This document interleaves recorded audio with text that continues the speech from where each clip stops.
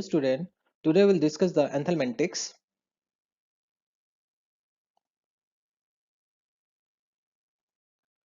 Anthelmintics are the drugs which are used against infection caused by parasitic worms, that is helminth. Helminth's term here is used for worms that are generally having a long or flat or round body. So the common helminths are mentioned in the screen, that is roundworm, hookworm, threadworm, whipworm, filaria, tapeworm, Haddett disease and guniform.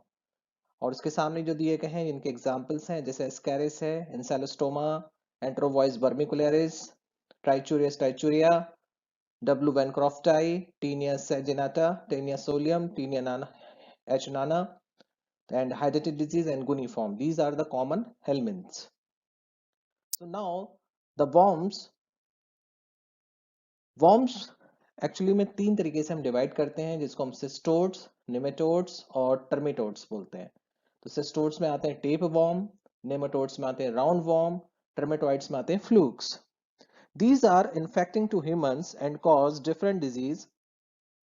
Okay, infection of these parasites are generally via infected undercooked food or vegetables or raw meat or drinking water. So some are which worms like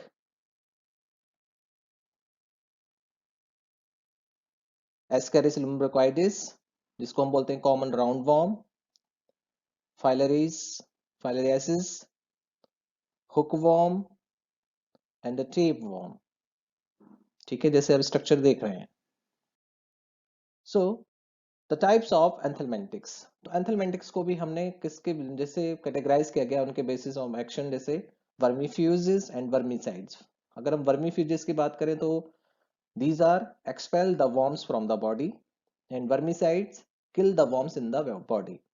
तो नाम से पता लग रहा है वर्मीफ्यूज ऐसे एंथेलमेंटिक्स और ऐसी ड्रग्स जो इन वर्म्स को बॉडी से बाहर निकाल देते हैं, और ऐसे ड्रग्स जो इन वर्म्स को बॉडी के अंदर ही किल कर देते हैं उनको बोलते हैं वर्मिसाइड्स. So now let's discuss the chemical classification of anthelmintics. These are the drugs. First category is benzimidazole.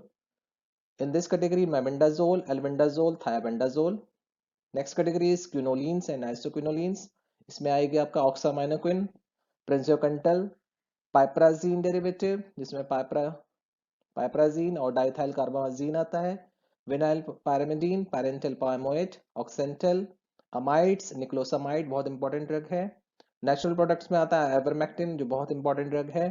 Organophosphorus compounds, metrifonate, imidazothiazole, levamisole, nitro derivative, niridazole. अगर हम इसके स्ट्रक्चर देखें कुछ ड्रग्स के, तो मेबेंडाजोल ऐसे दिखता है, एल्बेंडाजोल ऐसे दिखता है और प्रिंसकंटल ऐसे दिखता है. तो these are the anthelmintics.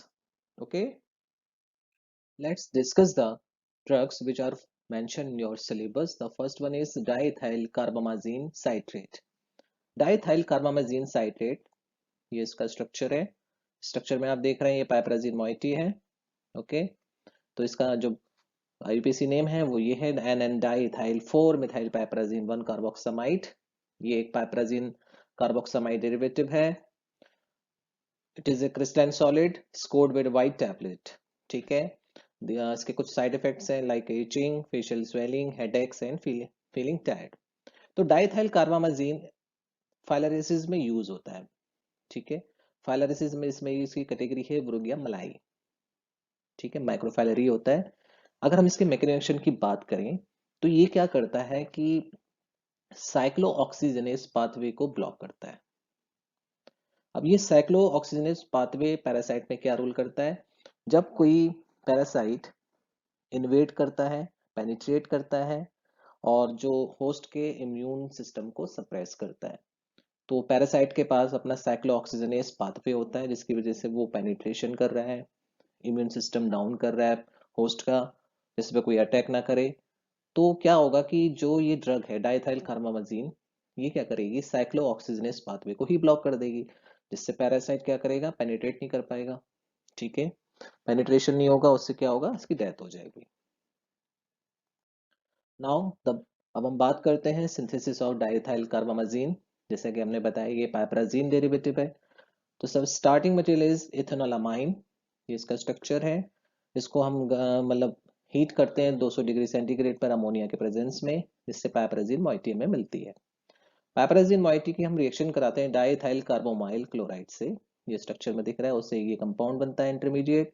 उसके बाद हम फॉर्मल्डिहाइड और फॉर्मिक एसिड और सिट्रिक एसिड की प्रेजेंस में डाइथाइल कार्बामाजिन साइटेड हमें मिल जाता है। बहुत ही सिंपल सी इसकी सिंथेसिस है, आपको बहुत आसानी से याद हो जाएगी।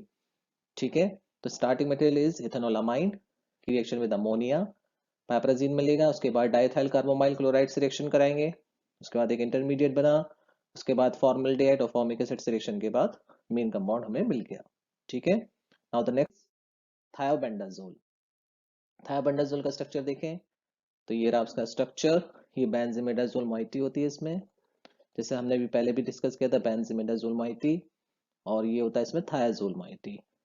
ठीक है, तो ये इसका जो आईपीसी नेम है दिस वन 4,1H बेंजीमिडाजोल 2IL13 थायाजोल। ठीक है, तो ये बेंजीमिडाजोल डेरिवेटिव है विद एंथैल्मेंटिक एक्टिविटी, मतलब जो हेलमेंट्स हैं उनके अगेंस्ट काम करेगा। ठीक है, इसका केमिकली नेम ये रहा। तो thiabendazole is active against a variety of nematodes and is a drug of choice for strongyloidosis।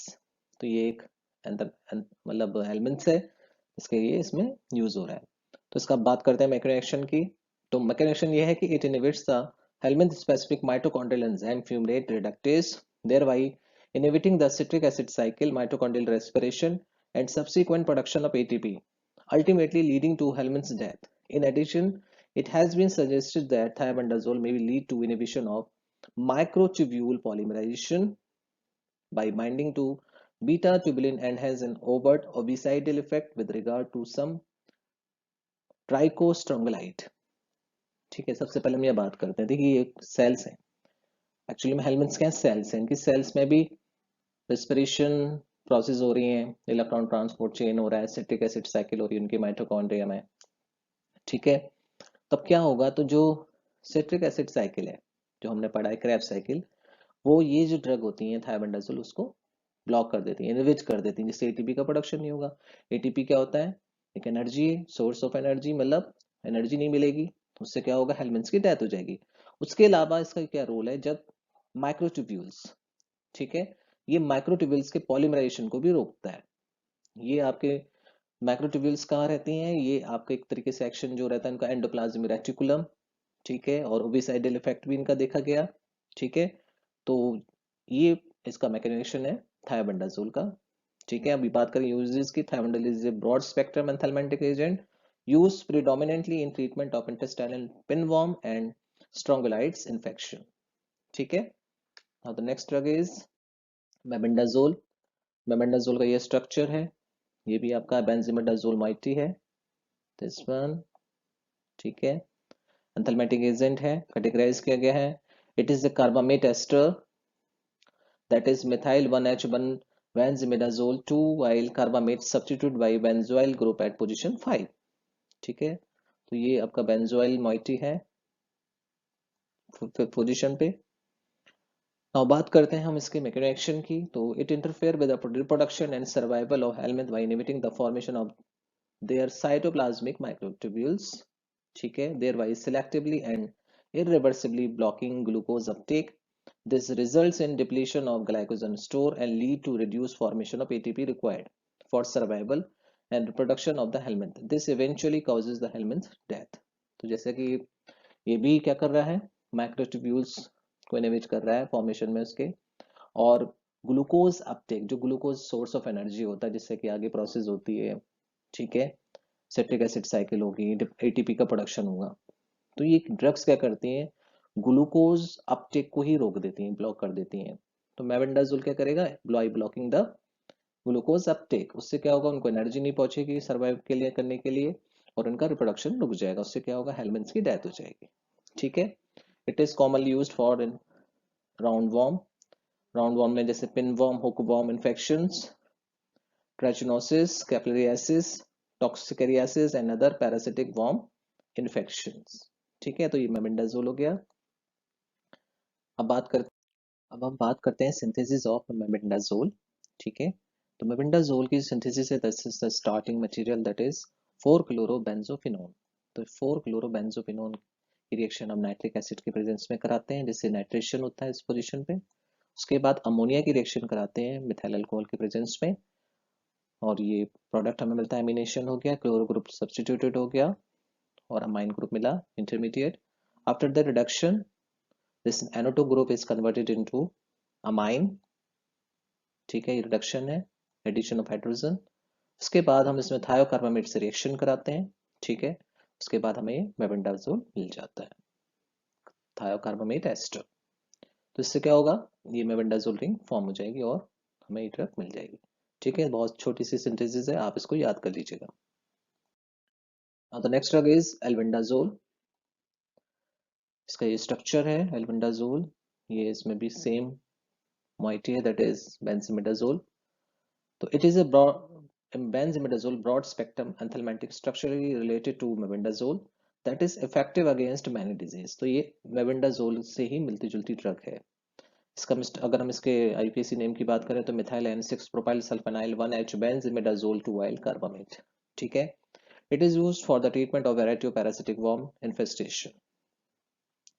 अभी हमने बात करी थी इसके मैकेनिज्म की बेंजीमिडाजोल के, तो हमने देखा था कि उसमें माइक्रोट्यूब्यूल्स है। माइक्रोट्यूब्यूल्स कहाँ रहती हैं, ये न्यूक्लियस के पास ही रहती हैं। अब अगर हम बात करें इसके मैकेनिज्म के लिए, तो जैसा कि हमने पढ़ा था मैकेनिज्म मेबेंडाजोल में कि ये ग्लूकोज अपटेक को इनहिबिट कर देते हैं, माइक्रोट्यूब्यूल पॉलीमराइजेशन ने माइक्रोट्यूब्यूल्स को ब्लॉक कर देते हैं, ठीक है। तो ये सेम इसका मैकेनिज्म है एल्बेंडाजोल का भी। तो albendazole causes degenerative alteration in the tegument and intestinal cell of the worm by binding to the colchicine sensitive sites of tubulin, thus inhibiting its polymerization or assembly into microtubules. The loss of the cytoplasmic microtubules leads to impaired uptake of glucose, बहुत important बात है, by the larval and adult stages of the susceptible parasites and depletes their glycogen store। मतलब उनको glucose का मिलेगा नहीं तो फिर एनर्जी नहीं मिल पाएगी। Then degenerative changes in the endoplasmic reticulum, the mitochondria of the germinal layer, and the subsequent release of lysosome result in decreased production of ATP, ठीक है, which is the energy required for the survival of helminth। बहुत important बात है। Due to diminished energy production, the parasite is immobilized and eventually die। बहुत simple सा इसका mechanism है। जो ट्यूबुलिन्स होती हैं, माइक्रोट्यूब्यूल्स, पॉलीमराइजेशन होता है, तो ये पॉलीमराइजेशन को एल्बेंडाजोल ब्लॉक कर देता है, सबसे पहली चीज। उससे क्या होगा, ग्लूकोज अपटेक नहीं होगा, ग्लूकोज अपटेक नहीं होगा, एटीपी नहीं मिलेंगे, एटीपी नहीं मिलेंगे तो उनका सर्वाइव नहीं हो पाएंगे, उनकी ग्रोथ नहीं होगी, उससे क्या होगा, उनकी डेथ हो जाएगी, ठीक है। तो सेम इसका मैकेनिज्म हो गया। अब बात करें यूजेस की, तो ये एक एंथेलमेंटिक है, used in the treatment of echinococcosis parasitic worm that causes cyst in the liver and lungs. जो टिश्यूज में रहते हैं, ऑर्गन्स में ये पेनिट्रेट होते हैं पैरासाइट्स, वहां ये किल करते हैं, ठीक है। Now discuss the niclosamide. Niclosamide का ये स्ट्रक्चर है, ठीक है, हम सामने देख रहे हैं निक्लोसामाइड। निक्लोसामाइड is N orally bioavailable chlorinated सैलिसिलानाइड, ठीक है, with anthelmintic and potential एंटीन्यूप्लास्टिक activity. तो निक्लोसामाइड एक एंटी न्यूप्लास्टिक एंटी कैंसर में भी यूज की जाती है और ये हमारे यहाँ पर एंथेलमेटिक्स भी है। ये मॉइटी सैलिसिलानाइड को रिप्रेजेंट करती है, दिस वन, ठीक है, सैलिसिलानाइड। तो ये क्लोरिनेटेड सैलिसिलानाइड है। इसका अगर हम देखें तो ये है 5-क्लोरो एंड 2-क्लोरो 4 नाइट्रोफिनाइल 2 हाइड्रोक्सी बेंजामाइड, ठीक है। अगर हम बात करें इसके, ये एक बेंजामाइड कैटेगरी से है। अगर हम इसका केमिकल स्ट्रक्चर देखते हैं तो आप बात करते हैं मैग्नेशियम की, बहुत इंपॉर्टेंट है इसका भी। It may act by the uncoupling of the electron transport chain, that is ETS या ETC to ATP synthase। The disturbance of this crucial metabolic pathway prevents creation of ATP, an essential molecule that supply energy for metabolism। जैसे कि आप लोग जानते हैं ATP क्या है, energy हमें चाहिए, हमें हर सेल को सर्वाइव करने के लिए, ठीक है। तो इसी तरीके से पैरासिटिक्स बॉम्ब्स को भी ATP चाहिए। तो ये क्या करती है ड्रग, माइटोकॉन्ड्रियल अनकपलिंग कर देती है। उससे क्या होगा, ETC इनहिबिट हो जाएगा और ATP नहीं मिलेगा और सेल्स की डेथ हो जाएगी, इसलिए पैरासाइट इमोबिलाइज्ड हो जाएगा और खत्म हो जाएगा। तो niclosamide is an anthelmintic used again tape worm infection. Okay, ध्यान रखना है आपको, ये टेप वॉर्म इन्फेक्शन में यूज होता है। The next drug is oxamaniquin. Oxamaniquin is tetrahydroquinoline derivative. As the name indicate, tetrahydroquinoline. This one हमने quinoline derivative पढ़ रखे हैं, ये tetrahydro क्योंकि ये रिंग सैचुरेटेड है, ठीक है। ये semi synthetic tetrahydroquinoline and possibly act by DNA binding, resulting in contraction and paralysis of the worms. The main mechanism action of this drug. तो हम अगर बात करें तो ये एक्ट करती है सिस्टोसोमासाइडल एक्टिविटी पे, दैट इज सिस्टोसोमा का वॉर्म्स हैं जिस मॉन्सोनी में एक्ट करती है। तो जो मेल वॉर्म्स होते हैं वो मिजेंट्रिक वेन्स में होते हैं लिवर की, ये वहां पर जाके उनको एक्ट करेंगे और इनका मैकेनिज्म है डीएनए से बाइंड करके उनमें कॉन्ट्रैक्शन क्रिएट करते हैं और पैरालिसिस क्रिएट करते हैं, ठीक है। तो oxamniquine is used for the treatment of schistosomiasis caused by schistosoma mansoni, ठीक है। The next drug is praziquantel. अगर हम प्राजिक्विंटल का स्ट्रक्चर देखें तो दिस वन, इसका अगर हम आईपीसी नेम देखें तो 2 cyclohexane carbonyl 36711 B tetrahydro 1H पैराजीनो 21 ए जिस आइसोक्विनोलिन 4 ऑन, ठीक है। तो ये स्ट्रक्चर है। तो प्राजिक्विंटल इज ए पैराजीनो आइसोक्विनोलिन डेरिवेटिव। देखिए आप लोगों के सिलेबस में एंथाइलमेटिक ड्रग्स हैं, अलग अलग कैटेगरी है, सबका अलग अलग कैटेगरी में अलग अलग रिंग स्ट्रक्चर, ही आपको ध्यान रखना है कि कौन सा पाइपराजीन है, कौन सा बेंजोमेडाजोल है, कौन सा टेट्राहाइड्रोक्विनोलिन है, कौन सा आइसोक्विनोलिन डेरिवेटिव है, ठीक है। ये ध्यान रखना बहुत जरूरी है। तो पैराजीनो isoquinoline derivative with anthelmintic property, ठीक है। इसका एबीसी नेम हम लोग डिस्कस कर चुके हैं। अब इसकी बात करें अगर हम मैकेनिज्म की, तो बहुत सिंपल सा इसका मैकेनिज्म है। ये क्या करता है, it increases the permeability of the tegument of susceptible worms, resulting in influx and increase in intrategumental calcium, leading to rapid contraction and paralysis of the worm's musculature through a subsequent increase in levels of calcium in the sarcoplasmic reticulum. ये क्या करता है कि sarcoplasmic reticulum में worms की parasite के वहां पर कैल्शियम का इंटेक बढ़ा देता है। उससे क्या होगा, जब कैल्शियम तेजी से अंदर मतलब इन्फ्लक्स होगा तो उससे रैपिड कॉन्ट्रैक्शन होगा, पैरालिसिस हो जाएगा, ठीक है। तो ये पॉइंट आपको याद रखना है।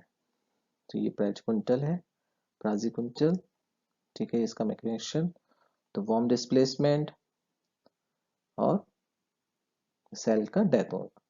तो praziquantel is an anthelmintic agent with activity against a broad spectrum of trematodes, cystodes that is used predominantly in the therapy of schistosomiasis, liver flukes and cysticercosis. देखिए आपको इसमें कुछ नए अलग अलग से नाम आ रहे हैं, तो आपको सबसे पहले जानना भी जरूरी है कि वॉर्म्स क्या है, वॉर्म्स की कैटेगरी क्या है, जैसे मैंने पहली वाली आपको पहले स्टार्टिंग में बताया। तो ये आपको ध्यान रखना है, ठीक है। Now the next drug is ivermectin, the most important drug. इस पे अभी रिसर्च भी की जा रही है कि कोरोना वायरस में भी इसका एक्शन देखा गया है। तो आप देख रहे हैं ये लैक्टोन रिंग डेरिवेटिव, मतलब लैक्टोन डिराइव्ड मोइटी होती है, macrocyclic lactone derived from streptomyces avermitilis. जैसे हमने मैक्रोलाइड एंटीबायोटिक्स पढ़ी थी, तो वो भी मैक्रोसाइक्लिक लैक्टोन रिंग्स हैं, बट इसमें एंटी पैरासाइटिक एक्टिविटी होती है, ठीक है। अगर हम इसके मैकेनिज्म की बात करें तो mechanism of ivermectin is it exerts its anthelmintic effect via activating glutamate-gated chloride channels expressed on nematode neurons and pharyngeal muscle cells, distinct from the channel opening induced by endogenous glutamate transmitter. Ivermectin activated channels open very slowly but essentially irreversibly. As a result, neurons or muscle cells remain at either hyperpolarization or depolarization state, thereby resulting in paralysis. देखिए हमने अभी तक जो action देखे drugs के, वो paralysis create कर रहे हैं, चाहे वो डीएनए से बाइंड कर रहे हैं, कैल्शियम इन्फ्लक्स बढ़ा रहे हैं।